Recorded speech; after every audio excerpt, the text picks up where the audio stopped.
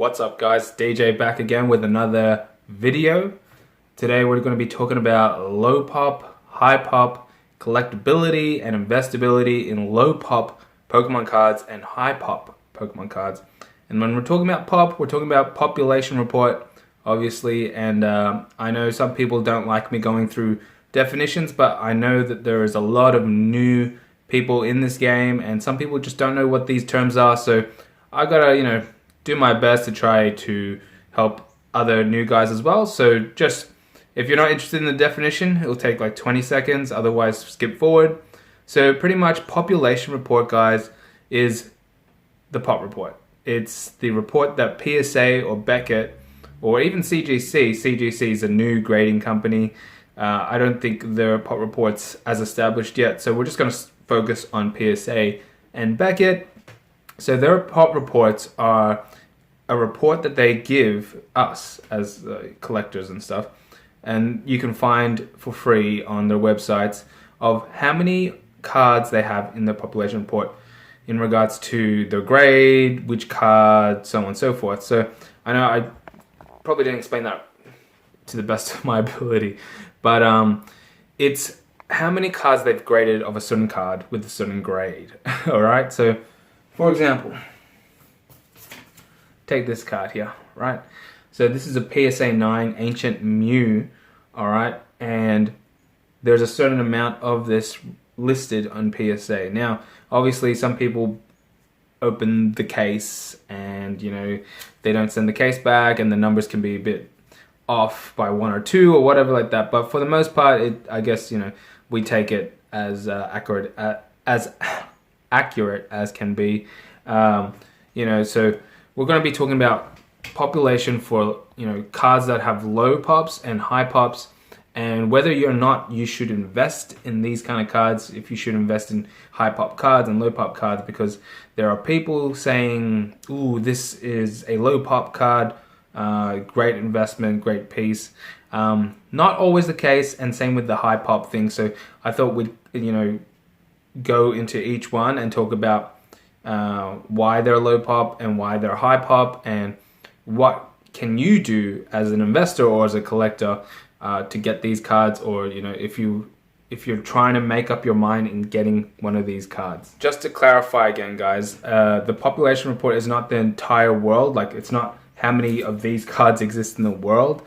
It's just how many of these cards exist graded in that number. All right, so think about that as well, because there could be like 10 on the pop report for this, but there's probably like thousands in the world that's just people haven't graded yet, right? So and I'm just using this as an example, so those numbers are just fake, right? So yeah. All right, guys, we're gonna start with low pop.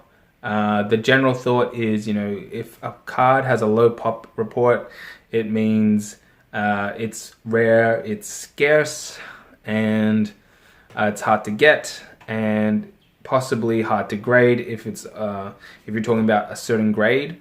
So for example, Neo Genesis, a lot of those cards are hard to grade. So there's low pop for T17, Typhlosion 17, Lugia, Heracross, as holographic cards. So those have a low number in their population report for PSA 10.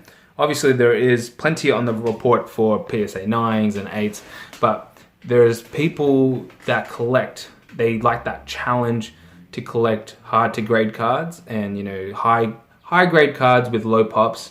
That's you're looking about high rollers, high end cards, and that's what they like to collect. And what we always say is collect what you like and what you love. So if you like to do that, by all means, if you have the money and you want to collect those kind of cards, that's fine. We already know the collecting aspect of low pop or high pop, or just collecting in general, doesn't, you can just do what you want, right? So, but when it comes to investability, a lot of those cards, like a trophy card, they got low pops. Like the Illustrator card only has like 24 in the world, something like that.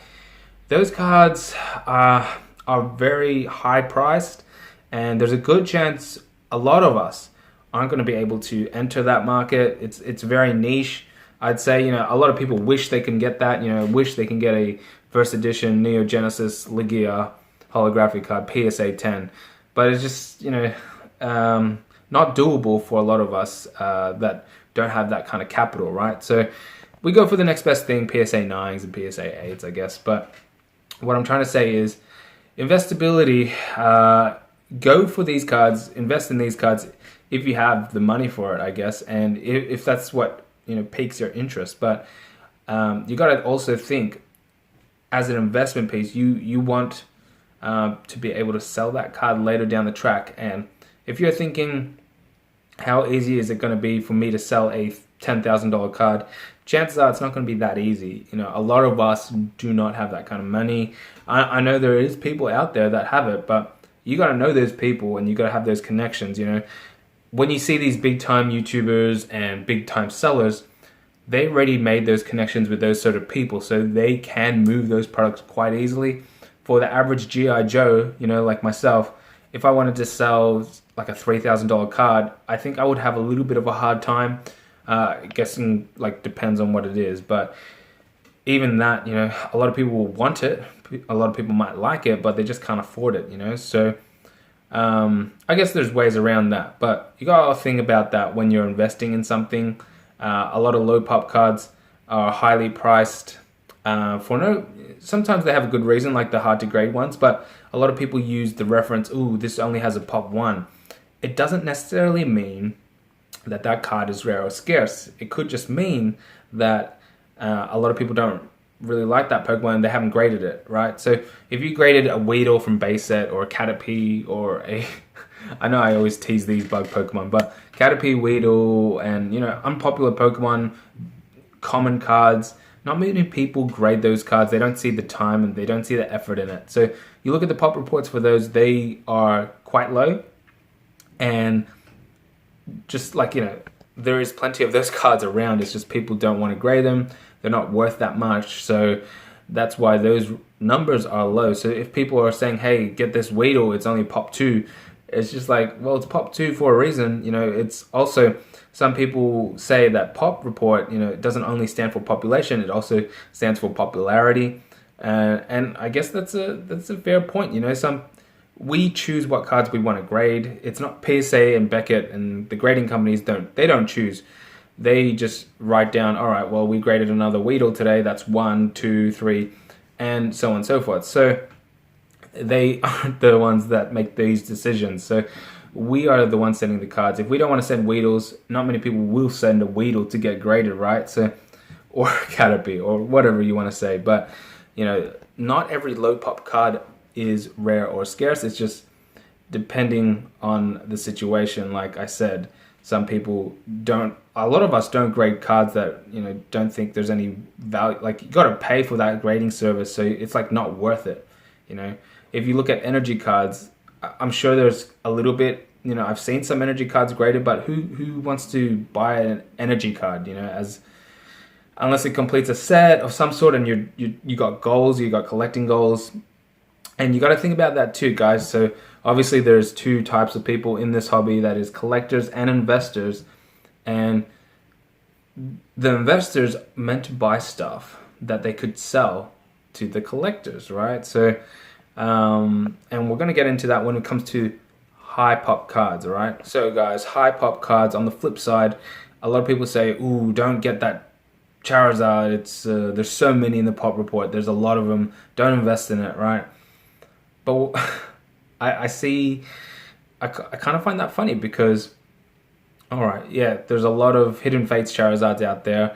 They're all graded, so you shouldn't invest in it because there's so many available. But the thing is, there's a lot of people that want it, and there's a lot of people that would buy it. So why wouldn't you invest in it? The whole point of investing, besides the growth and stuff, is for you to be able to move that product easily later down the line. And if you're getting something that is popular and you're getting something that people want, then I don't see an issue with it, right? So that goes back to the collector's aspect. A lot of people, we tell people to collect whatever they want, whatever they like, and if you're a collector, you don't really care about the pop report. I didn't really care until I still don't really care, to be honest. But that's just me. But if you're a collector, and you need to get all the Charizards that there is, you're going to buy that Charizard regardless. You're not going to be like, oh, there's so many in the pop report, I'm not going to buy it. You're a Charizard collector. You want all the Charizards. You're a Pikachu collector. You want all Pikachus. Doesn't matter if there's 1,000 of them, 10,000 of them. Who cares? And then that's the other thing, guys, with the popularity. If, how many Charizards, base set Charizards, apparently there is 13,300 in the pop report. That's from PSA 1 to PSA 10. And that's just PSA, not Beckett. I don't know how many they got. But 13,300 Charizards, all from ranging from PSA 1 to 10. That's still not enough Charizards. How many people like Charizard in the world, right, that collect Pokemon? Surely there's more than 13,000 people. There's, how many subscribers does Unlisted Leaf have? 2 million. Leonhardt has like nearly 1 million. There's more than 1 million people. Let's say half of them, let's be a bit more generous. Let's say a quarter of them like Charizard, or even less than that. 10% of Leonhardt subscribers like Charizard. That's 100,000 people.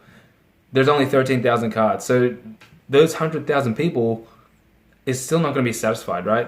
It will only satisfy 90,000 of the population, right? So population report is just telling you how many cards there is. That's really all it is.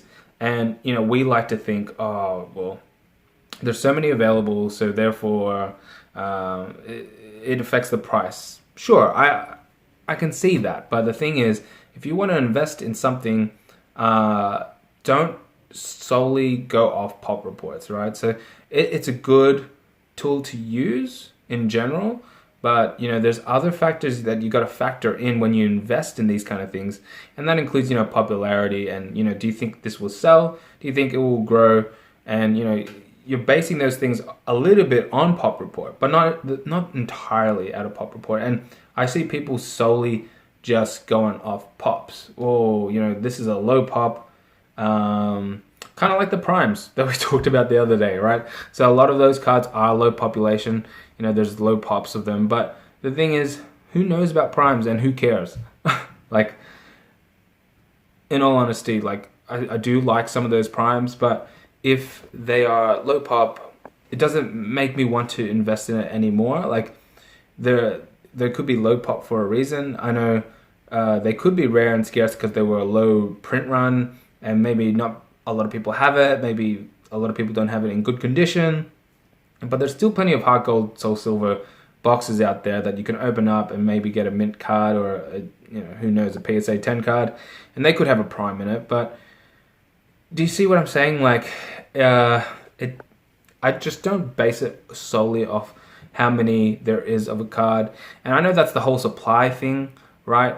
But, we always tend to forget the demand, and it's hard to measure demand. With supply, there's numbers. Oh, there's only 100 of these, or there's only 20 of these cards out there. All right, cool. But, Pikachu Illustrated card, there's only 24 in the world. We know SM Pratt's got one, right? I don't know anyone else because they don't really advertise it. But how many people want it? Surely a lot of us. But how many people want it for the price tag that he's asking? Not a lot of us, right? So otherwise it would have sold by now, right? True? True. Think about it. So guys, that's my thoughts. Let me know what you think. All right. So low pop doesn't always mean it's rare and it's always scarce. It's not always the case. It is sometimes. But you also got to think, can you afford that? And do you think you could sell that if you're investing in it? And with high pop cards, don't get discouraged from people saying, oh, there's so many available. There's a reason why there's a lot available, right? There's so many common base set cards available, not graded, but it's not graded for a reason. We don't grade it because we don't. People grade the holos. People grade the chase cards. That's what they want. So don't solely go off pop reports as an investment tool. And that doesn't mean don't go off it at all. I think it's great. It's helpful. But don't just, pop report this 100%. I need to check pop report.